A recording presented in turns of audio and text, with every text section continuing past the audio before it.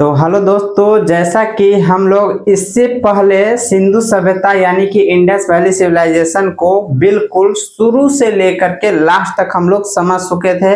सिंधु सभ्यता में नगर योजना किस प्रकार से था, उसका आर्थिक योजना किस प्रकार से था, उद्भव किस प्रकार से हुआ, कब से कब तक चला और उसका पतन किस कारण से हुआ और कैसे हुआ, जिसको हम लोग बिल्कुल जीरो से लेकर के हम लोग समझ चुके हैं। अब हम लोग इसके बाद हम लोग बढ़ने वाले हैं वैदिक सभ्यता, यानी कि वैदिक सभ्यता जो कि 1500 बीसी से 600 बीसी तक चला था। वैदिक सभ्यता जो कि 1500 बीसी से लेकर के 600 बीसी तक चला था। लेकिन हम लोग वैदिक सभ्यता को समझने से पहले हम लोग सिंधु सभ्यता और वैदिक सभ्यता में अंतर देख लेते हैं कि क्या अंतर है। क्योंकि वैदिक सभ्यता जो है यह एक ग्रामीण सभ्यता है और सिंधु सभ्यता जो था यह एक नगरीय सभ्यता था। सिंधु सभ्यता यानी कि नगरीय सभ्यता था, इसको हम लोग शहरी क्षेत्र बोल सकते हैं, शहरी सभ्यता बोल सकते हैं। और वैदिक सभ्यता जो कि है ग्रामीण सभ्यता है, यानी कि एक गांव का सभ्यता है, विलेज का सभ्यता। अब हम लोग चलिए समझते हैं सिंधु सभ्यता और वैदिक सभ्यता में क्या क्या अंतर रहा। तो सबसे पहले यह है कि सिंधु घाटी सभ्यता और वैदिक सभ्यता में अंतर, यानी कि सिंधु घाटी सभ्यता और वैदिक सभ्यता में क्या क्या अंतर रहा। तो सबसे फर्स्ट में यहाँ पे चले हम लोग सिंधु सभ्यता और वैदिक सभ्यता को देखते हैं। अब उसके बाद यहाँ पे है मुख्य व्यापार, यानी कि मुख्य व्यवसाय कृषि, द्वितीय व्यवसाय व्यापार, नगरीय सभ्यता। यानी कि सिंधु सभ्यता में जो कि है मुख्य व्यवसाय जो था वह कृषि था और सेकेंड व्यवसाय जो था वह व्यापार था, यानी कि और ये नगरीय सभ्यता था सिंधु सभ्यता। अब हम लोग देखते हैं वैदिक सभ्यता का। तो वैदिक सभ्यता का मुख्य व्यवसाय पशुपालन, द्वितीय कृषि और यह ग्रामीण सभ्यता था। यानी कि वैदिक सभ्यता ग्रामीण सभ्यता था और सिंधु सभ्यता नगरीय सभ्यता था। सिंधु सभ्यता का मुख्य व्यवसाय कृषि था और वैदिक सभ्यता का मुख्य व्यवसाय पशुपालन था। यानी कि सिंधु सभ्यता का मुख्य व्यवसाय कृषि था और वैदिक सभ्यता का मुख्य व्यवसाय जो कि पशुपालन था। लेकिन सिंधु सभ्यता के मुख्य व्यवसाय कृषि और सेकेंड व्यवसाय जो था वह सेकेंड व्यवसाय व्यापार और थर्ड व्यवसाय जो था वह पशुपालन था।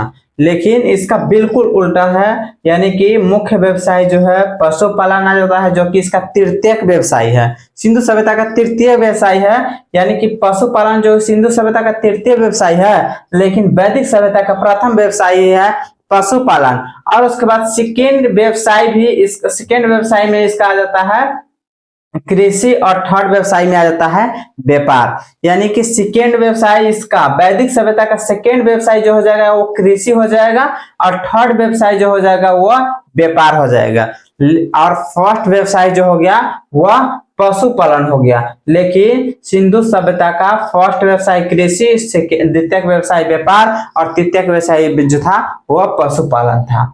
चलिए अब हम लोग देखते हैं यहाँ पे, यानी कि सिंधु सभ्यता का लिपि जो भाव चित्रात्मक है जो कि अपठनीय है। यानी कि सिंधु सभ्यता का जो लिपि था वह भाव चित्रात्मक था और बिल्कुल अपठनीय है। अब यहाँ पे देखते हैं इसका जो लिपि है वैदिक सभ्यता का वह देवनागरिक लिपि है और बिल्कुल पठनीय है। इसको हम लोग बहुत अच्छे से पढ़ सकते हैं, इस प्रकार से यह लिखा गया है। अब यहाँ पे है सिंधु सभ्यता के कांस्ययुगीन सभ्यता, यानी कि सिंधु सभ्यता के कांस्ययुगीन सभ्यता कहा जाता है और वैदिक सभ्यता के लौह युगीन सभ्यता कहा जाता है। यानी कि सिंधु सभ्यता में कांसा का खोज हुआ है और वैदिक सभ्यता में जो है वह लोहा का खोज हुआ है।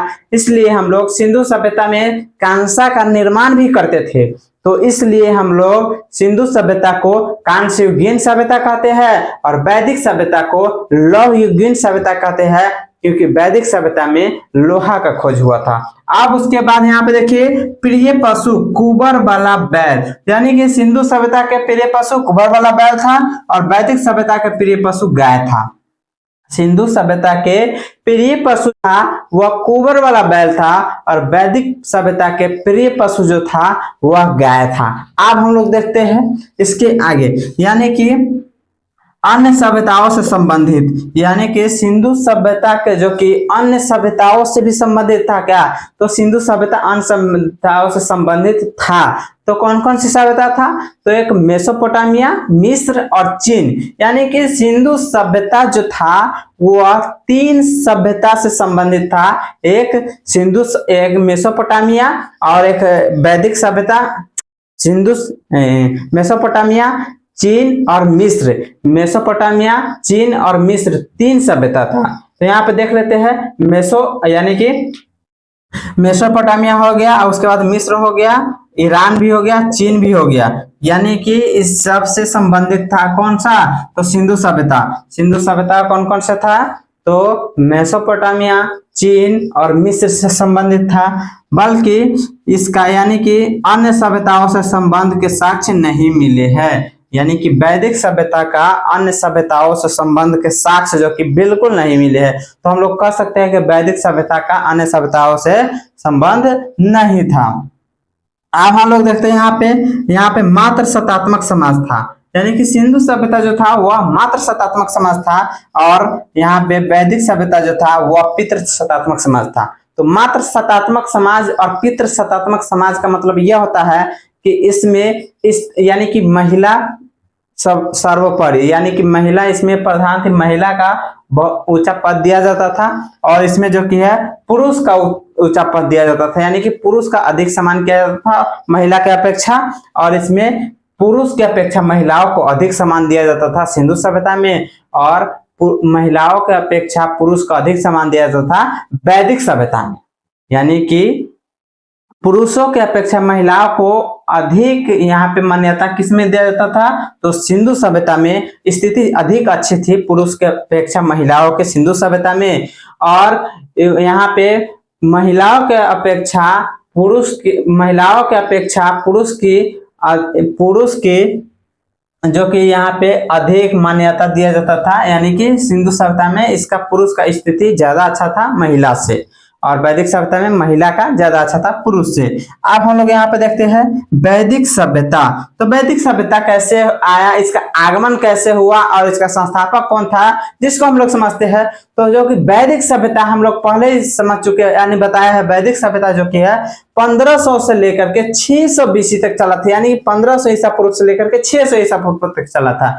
यानी कि वैदिक सभ्यता का जो आगमन हुआ था वह सिंधु सभ्यता के पतन के पश्चात हुआ था, यानी कि सिंधु सभ्यता के पतन के पश्चात ही वैदिक सभ्यता का आगमन हुआ था।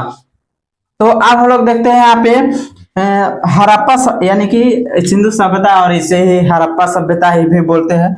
तो यहाँ पे हड़प्पा सभ्यता के पतन के पश्चात 1500 BC में, यानी कि 1500 BC में आर्यों का आगमन भारत में हुआ था।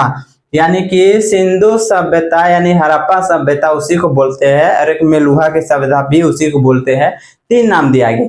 तो सिंधु यानी कि हड़प्पा सभ्यता के पतन के पश्चात भारत में आर्यों का आगमन हुआ, यानी कि वैदिक सभ्यता की जो कि है वह संस्थापक कौन सा है, तो आर्य है, यानी कि वैदिक सभ्यता के संस्थापक आर्य है। हम लोग इसको यहाँ से समझ सकते हैं। और कितने में हुआ, तो 1500 BC, यानी कि 1500 ईसा पूर्व में आर्यों का आगमन भारत में हुआ। अब हम लोग देखते हैं यहाँ पे वैदिक सभ्यता को 2 भागों में विभाजित किया गया है।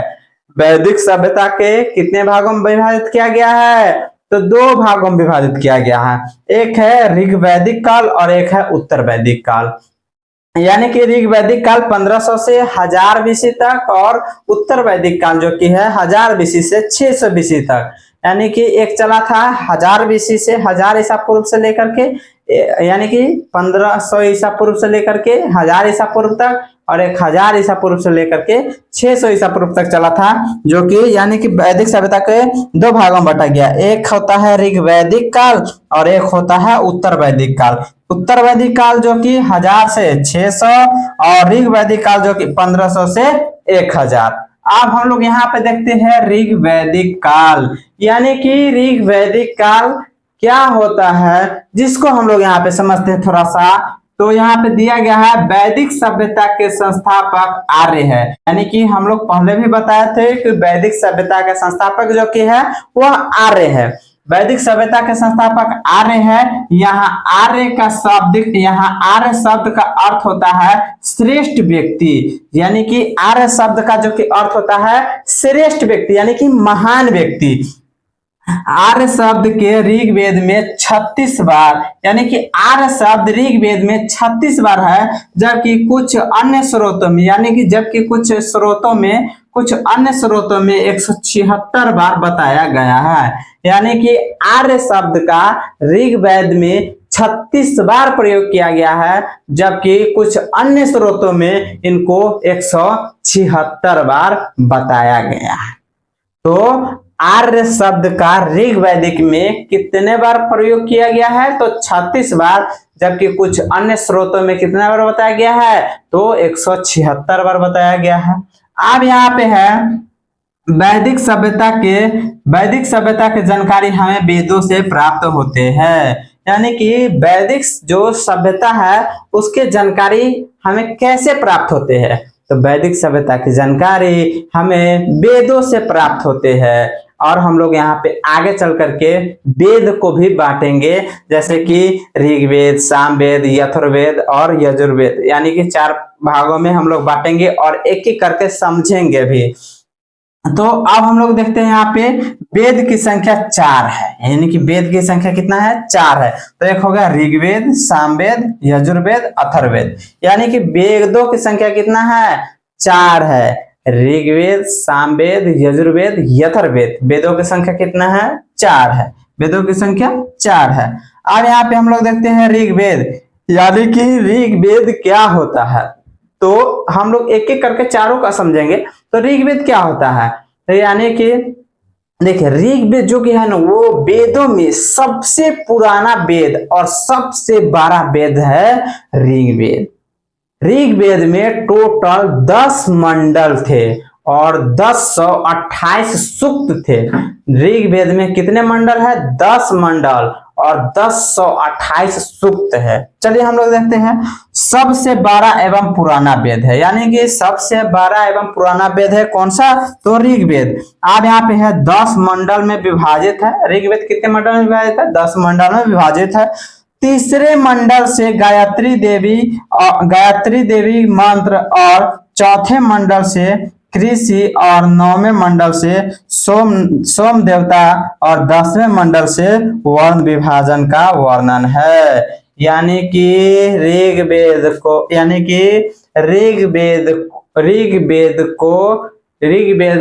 10 मंडल है, यानी कि ऋग्वेद में कितने मंडल है? तो 10 मंडल है। अब हम लोग देखते हैं जो कि तीसरे मंडल में गायत्री देवी के मंत्र है और चौथे मंडल में कृषि है और 9वें मंडल में सोमनाथ यानी कि सोम देवता है और 10वें मंडल में वर्ण विभाजन। तो हम लोग समझेंगे वर्ण विभाजन। वर्ण विभाजन क्या होता है? वर्ण विभाजन के कारण ही